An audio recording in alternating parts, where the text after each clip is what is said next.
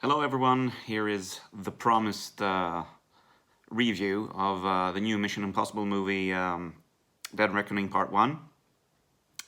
It's the first time I'm doing a video review. I prefer to write something shorter so people can get the idea, but I have actually so much to say about this and just frankly the whole franchise and action movies as general, so I just thought it's more fun to make a little video. So it's going to be kind of long, but okay. So I'm going to start by saying I saw it yesterday and I was excited, and the rating that I give it is based on my movie history perspective, meaning that for a casual younger viewer they might absolutely be blown by it, but I have the history of watching action movies and adventure movies for so many years that I'm a more difficult person to please, I would say. But I've actually made some notes. That's why I'm looking down, because I've had so many notes. I'm gonna have to read and look at the camera. I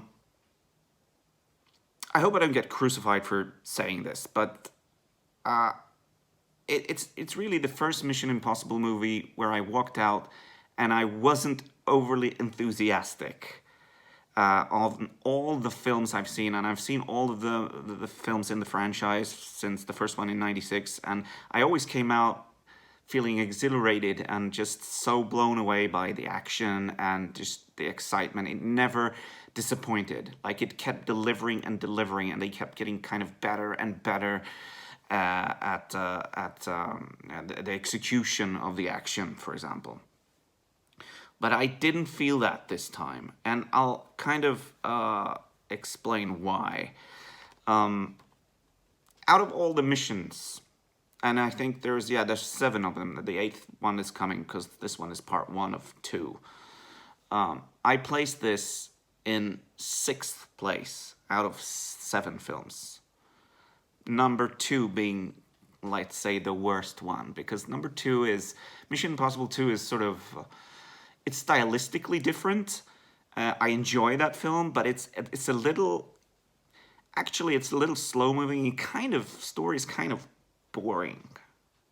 So that's why I still love it, I remember coming out of the cinema with my friends back in 2000 when that came out, and we were like singing the theme song and riding our bikes home and jumping off the bikes and just pretending to be Ethan Hunt, and it was crazy. We loved it, and I still love that movie. But in the franchise of Mission Impossible only, I would say that Mission 2 is the weakest one. And just above it is this film. Okay, I'm going to start with some positive things. The good thing is the gang. Ving Rhames as Luther, Simon Pegg as Benji. It's so great to see them. They gel so well together, that team, and it's so fun to see them. That's you kind of just you need that. It's like the integral part of the mission movies. You have to have Simon Pegg. He's like the Q of the James Bond movies. You kind of have to have Q in the films. So he's sort of the sidekick, comic relief kind of guy. The great thing was a new addition, an actress called Hayley Atwell, who plays Grace in the film. She was so good. She was interesting, great character. Just spicy. She looks good, and she also has very good chemistry with Tom Cruise as Ethan Hunt. They just work really well together, and she has some kick-ass scenes, and she's a welcome, fresh delight to this film. I really like that. Another great thing was Henry Czerny, who plays Kittredge, who was so memorable in the first film. In the water restaurant in the first film, he has this dialogue with Tom Cruise, and they blow up the restaurant, and the water falls out of the restaurant, and they have these quirky kind of angles when they talk, and he has his famous line, I can understand you're very upset, Ethan. And Ethan says, "You've never seen me very upset." That was kind of a classic line, and they reused that line in this film. I'm sorry if I'm spoiling some things in this review. There's going to be some spoilers. I'm going to try to keep it spoiler free. But anyway, he uses that line again, which is a nice throwback to the first film, and he's such a great actor, so it's nice to see him back as Kittredge. Another great thing is Tom Cruise. Tom Cruise gives it full 200%. I mean, he gives it his all. I mean, you can see the passion. You can see how he loves to play this character. He loves movies. He loves action. The way he goes into action scenes, and he just it's a joy as an audience to see Tom Cruise. He's really, he's giving it absolute maximum. The great thing about the film is also it has lots of action. The scale of the production is just massive. It takes place in different countries, but that's kind of what you expect by now. The film tries really hard to be cool and to deliver what is expected. And another great thing about the film is the film score. The music is awesome. It has that mission theme that gets the adrenaline going. Okay, and those are my positives. And now I'm gonna come down on it like a ton of bricks. So forgive me, all the people and the fans of this. I mean, it's easy to enjoy this film. I'm sure there are people that are gonna disagree with me on this. But this is my general feeling, and it's based on like I said earlier, on the historic experiences. And I mean, I've been watching action adventure movies for 30 years, so I have that history of knowing what's been done before, and I understand that today making a film like this is extremely hard to come up with new ideas and so on. But I feel that the missions have been able to do that until this movie, to be kind of original. But okay, I'm gonna start by saying I think this film suffers from the curse of topping yourself, meaning that each part or a new sequel has to be bigger, better, and more just amazing than the previous films. And that's difficult when you get to 7 and 8 parts. I think it works when you have franchises like Lethal Weapon or Die Hard that have sort of 3 or 4 parts. That's okay. But when you get to things like James Bond that has 25 films, or Fast and the Furious, it has 11 parts, or Mission Impossible now with 8 parts, the stakes become so high that you kind of there's a limit to how far you can go, almost. I mean, you become you sort of become tired of yourself, or you start to become absolutely so absurd and over the top and ridiculous. And the Bond films have had that, starting with Dr. No, and it went up to sort of, it got bigger and bigger and better, and up until sort of Moonraker, when he just went into space and there was like a laser battle. So they had to bring him down and, ground him and start, fresh again with the next film, and then slowly like increase again. And then you had, invisible cars and laser space satellites and ice palaces in Die Another Day, and it was just like absurd, and they had to bring him down. And the next film was Casino Royale with Daniel Craig, which was like one of the best films in the whole franchise. And then it just goes up, so it goes in waves. But Bond has had 60 years to do that.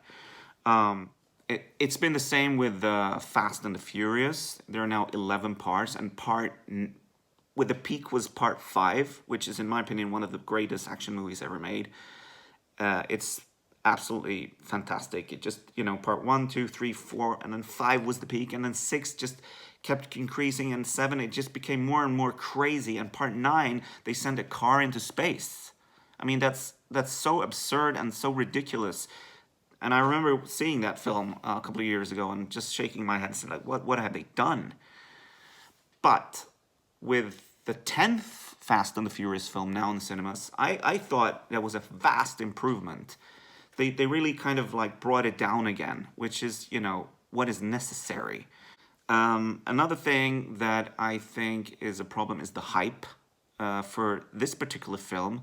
I think Tom Cruise made Top Gun Maverick, and that film, even though you kind of knew it was coming, it wasn't. I didn't feel like it was so hyped up on social media and stuff. It just kind of arrived, and it was mind blowing. I mean, that film is so good. It's literally saved cinema from after COVID, and it was such a joy to see that film. It was so full of nostalgic things, the music.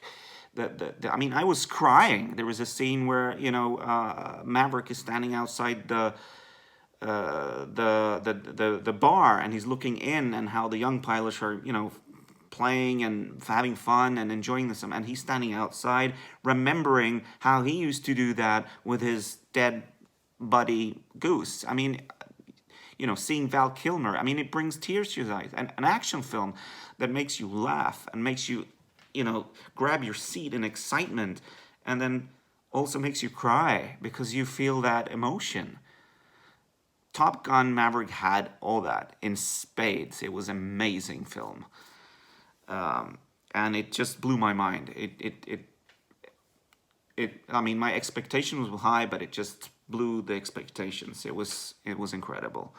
And I think the expectation of the new missions have that as well, especially after Top Gun, that he has to deliver, he has to blow people's minds. And the problem is that it's hyped on social media with trailers and people discussing and pictures and behind the scenes footage and stuff, and it's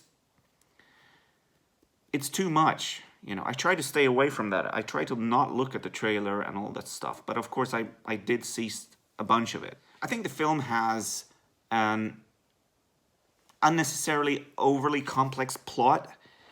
It's kind of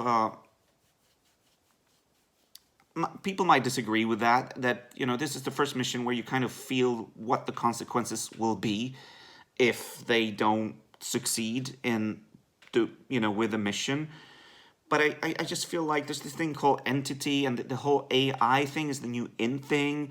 It's a threat that's sort of out there in cyberspace, and nobody knows what it is and what it's going to do, and it manipulates your mind and it manipulates people, and you can't get your hands on it. And I feel, even though that's kind of like the threat of today, I can't really relate to it. It's not in my everyday life. It's kind of a futuristic thing, and I just if you think back to is it necessary? If you think back to the first missions, the first one, all right, they had to get like a disc because it had like the names of agents, and it was stolen, and there was another disc that had code names, and the disc with the real names of the agents is useless if you don't have the code names, or vice versa. And it was just simple. They had just get a computer disc, and that's all you needed to know. The second one, it was about biological, a virus, that there was a virus created, which was, if you think about it, 20 years before COVID, kind of interesting. And there was an antidote, so they had to get the antidote, and they had to stop the virus. That was it. It was like a canister of virus and a canister of antidote. Not really like why they are doing it. I guess for money and ransom and stuff. So that's okay. The third film was involving Ethan Hunt's wife. That was an interesting new emotional connection. It had Philip Seymour Hoffman as a guy that just wanted something called the rabbit foot. You actually never knew what the rabbit foot. It was kind of a cylinder of something. They had to just get it, or they had to stop him from getting it. But what it actually was and what it was going to be used for is kind of like it. You don't need to know it. You just know it's a threat, and you have to stop it. That's what the story is. And so on. And I think they got a little bit more complex by Ghost Protocol and Rogue Nation and so on. I think the new film has a lot of action, but it's just not jaw-dropping. You know, I think all the missions had like jaw-dropping things. Mission 1 had the quiet scene of him coming down in the ceiling in the computer room and he's not allowed to touch the floor, and then you have the sweat on the glasses and is the sweat gonna drop? He has to catch it, you know, so the alarm doesn't go off, and then they drop the knife and the knife falls in slow motion and you're sort of on the edge of your seat like, is this going to work? This is crazy. Then you had the helicopter scene at the end when they're on the top of the fast moving train and there's a helicopter, you know, tied with a rope on the train and it goes into the tunnel. I mean, that was fresh. I never seen anything like that. And it's so well executed. And it's still on the edge of your seat excitement, even to this day. The second film had a lot of motorcycle action, a lot of explosions. That was just beautifully filmed. The style of it, thanks to John Woo, the director. And they had the rock climbing sequence at the beginning when he's climbing and he's hanging on top of the cliff. Like, how is he gonna get up? You know, it was just nail-biting stuff and kind of fresh. The third one had non-stop action, huge explosions, the ticking bombs in the heads that they had to sort of, you know, stop.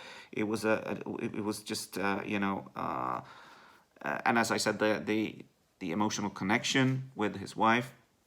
The fourth one had the Kremlin scene where they had to be quiet with Benji in that security hallway, and they put up a sheet and they projected the rest of the hall, and they had to move closer. I mean, it was full of fun and originality and tension, and also obviously the climbing on the Burj Khalifa. Tom Cruise with the magnetic gloves, and then one stops working and he's on top of, you know, half a kilometer up in the air.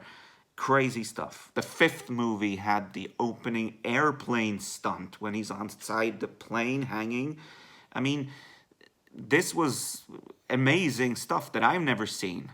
They've taken action and just, you know, made evolution out of it. That's what they did. And also in the sixth film, you had Henry Cavill. The fights were really aggressive, and of course that amazing helicopter sequence at the end. Now the seventh new film has a lot of action, but it's just, like I said, it's just not jaw-dropping like you want it to be. I mean, it has a train fight on top of a train. Okay, I mean, with a guy fighting Ethan Hunt on top of a train. I mean, I've just seen Indiana Jones 5 in the cinema like 2 weeks ago. The first 20 minutes is Indiana Jones fighting a guy on top of a train. I was like, am I seeing it again? Like, you know, and it's been done before. It's been done in Skyfall. There's the opening of Skyfall. Bond is fighting a guy on top of a train. He did it in Octopussy 30 years before in 1983, fighting on top of a train. And even you know, even Mission 1. I mean, he's already done it in the first mission, and it was better executed because it was a fast speeding train. Whereas the train in this is a locomotive steam engine, so it's not really moving very fast. I mean, they tried to make it look that it's going really fast, which I guess in some respects it is, but you know, it doesn't compete with the speed of the train in the first film. There's the classic scene, not classic, but like the inevitable scene of them going on top. They're on the top of the train and it goes into a tunnel and they have to, you know, duck not to be hit by the tunnel. So they're lying on top of the train. It's all dark, and then you have to dodge the oncoming lights for the, you know, the lights for the train that are on the roof, so they don't get hit by the lights. I mean, this was done in Speed in 1994, and at the end of Speed with Keanu Reeves and Dennis Hopper, they're fighting on the top of the subway train, trying to dodge the lights. I've seen it before. Let me see. Yeah, okay. So there's a car chase in Rome. I mean, again, Rome. I mean, there's a car chase in Rome in Spectre, in the Bond film Spectre. There's a car chase in Rome in Fast and Furious 10, the latest one, which is now in cinema. And there's a car chase in Rome now in Mission Impossible. I mean, like, what is it with Rome and car chases? And it's just like, I've seen it before, and what they try to do is like they try to handcuff Ethan so he's driving with one hand because he can't use both hands because he's handcuffed with with Grace, the character Grace. They were both in the car. Okay, but like, you know, Pierce Brosnan did this in Tomorrow Never Dies on a motorcycle with Michelle Yeoh. They were handcuffed and it was on a motorcycle in Thailand and they had to figure out who was driving which handle and who was doing the clutch. I mean, it's been done. And also, like, the chase isn't that amazing, I thought.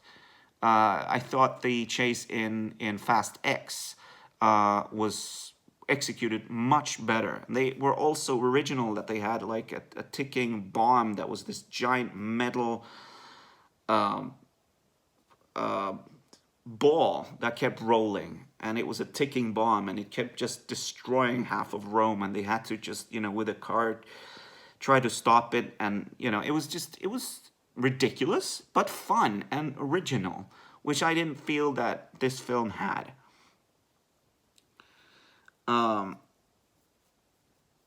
Fist fights, yeah, they're all done in sort of darkness, you know, with the mist, and I hate when movies do that.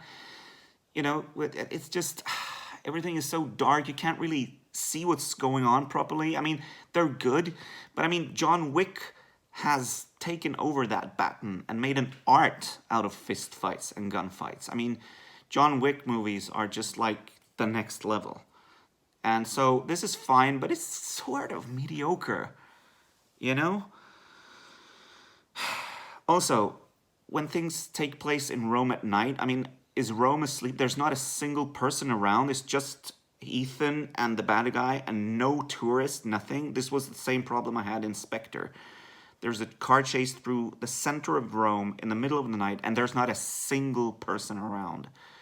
You know, put some digital people at least there, you know.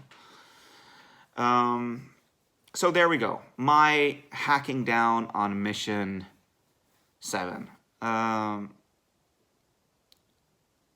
It's entertaining, but it's just not original. It's not jaw-dropping, and it's ultimately disappointing, in my opinion. But maybe part 2 will rectify that. Let's hope. I'm sorry for speaking for 23 minutes, but I just could not write all this. So I give it a 3, a healthy, strong 3 out of 5. But for a mission that's kind of disappointing, I want it to be a 5. I've given most missions 4 or 5, and I'm giving this a 3. You know, so let's see. I say go out, see it, you know, support Tom and his missions. It's going to be successful, I'm sure. But myself, I felt I was not blown away by it. And I've seen many things before.